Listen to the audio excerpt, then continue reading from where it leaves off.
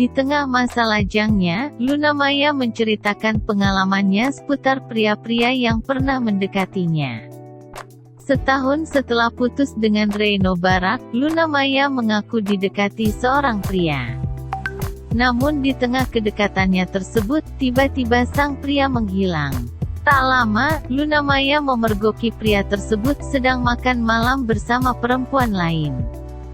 Bahkan ruang makan mereka pun bersebelahan.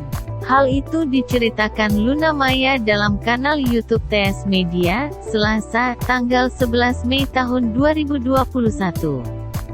Setahun setelah putus, adalah deket-deket. Akunnya di ghosting, mau dinner last minute dicancel. Terus tiba-tiba gak di message.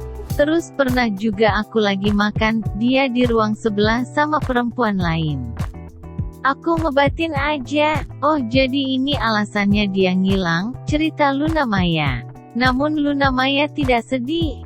Pasalnya, ia juga sempat mengghosting pria tersebut terlebih dahulu. Ya enggak apa-apa juga. Karena aku juga ghostingin dia. Besoknya aku juga dinner sama cowok lain, tutur Luna Maya. Lebih lanjut, pria tersebut belum masuk ke hati Luna Maya. Ya gak apa-apa dong, kan lajang. Lagian dia belum masuk di hati. Baru di WhatsApp aja, tandasnya.